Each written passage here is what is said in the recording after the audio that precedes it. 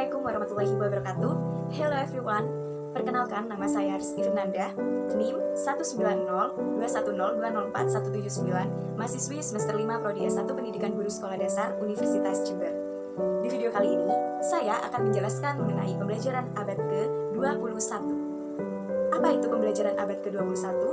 Pembelajaran abad ke-21 merupakan pembelajaran yang mempersiapkan generasi abad 21, di mana semakin berkembangnya teknologi, informasi, dan komunikasi. Pembelajaran abad ke-21 memiliki pengaruh terhadap proses pembelajaran di berbagai lembaga pendidikan, mulai dari pendidikan taman kanak-kanak hingga perguruan tinggi. Kemajuan ini memiliki pengaruh yang signifikan terhadap proses pembelajaran.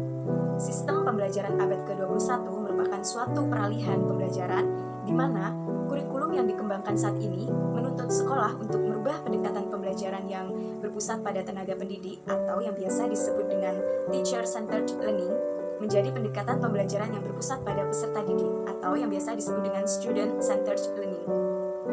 Nah, hal ini sesuai dengan tuntutan dunia masa depan, di mana peserta didik harus memiliki sebuah keterampilan berpikir dan belajar secara kreatif dan inovatif.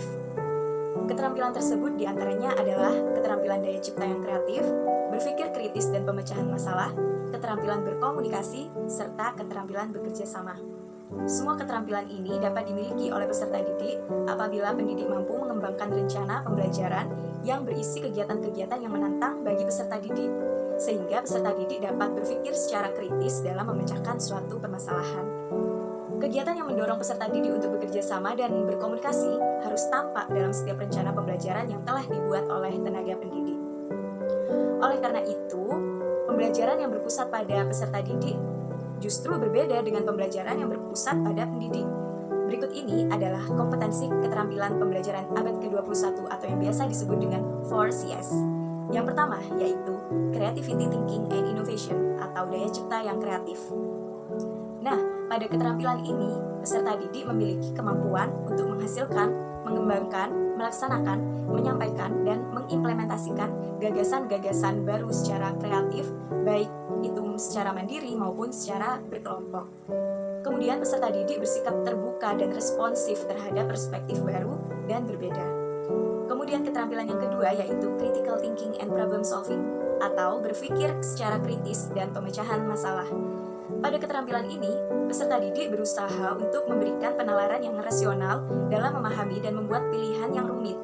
Peserta didik mampu mengidentifikasi, menganalisis, menginterpretasikan, dan mengevaluasi bukti-bukti, argumentasi, klaim, dan data-data yang tersaji secara luas melalui pengkajian secara mendalam, serta peserta didik juga dapat merefleksikannya dalam kehidupan sehari-hari.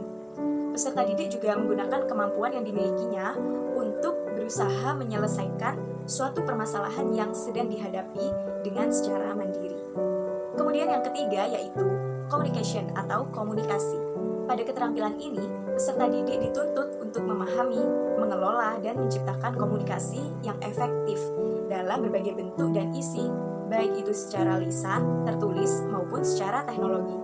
Peserta didik diberikan kesempatan untuk dapat mengutarakan dan mengkomunikasikan ide-ide atau gagasan-gagasan yang dimilikinya secara efektif, baik itu pada saat berdiskusi dengan teman-teman maupun menyelesaikan masalah yang diberikan oleh tenaga pendidik. Kemudian yang keempat yaitu collaboration atau kerjasama. Pada keterampilan ini, peserta didik dapat menunjukkan kemampuannya dalam bekerja sama dengan sebuah kelompok dan kepemimpinan.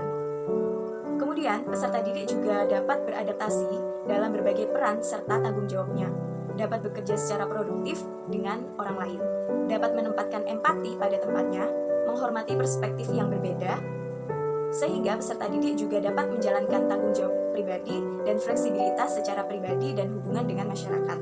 Peserta didik dapat menetapkan dan mencapai standar serta tujuan yang tinggi untuk diri sendiri dan orang lain, sehingga dapat memecahkan suatu masalah yang ditemukan. Nah, pada abad 21 bisa disebut sebagai era pengetahuan. Maka, adapun tujuan pendidikan yaitu yang pertama, mempersiapkan orang dalam dunia pasang surut, dinamis, unpredictable, atau tidak bisa diramal. Yang kedua yaitu perilaku yang kreatif dan inovatif. Ketiga, membebaskan kecerdasan individu yang unik, serta menghasilkan inovasi yang kreatif. Dengan demikian, model sekolah pada abad ini mengharapkan pendidikan dapat menjadikan individu-individu atau peserta didik yang mandiri sebagai sebagai pelajar yang mandiri. Sekian penjelasan tentang pembelajaran abad ke-21. Kurang lebihnya saya mohon maaf. Goodbye.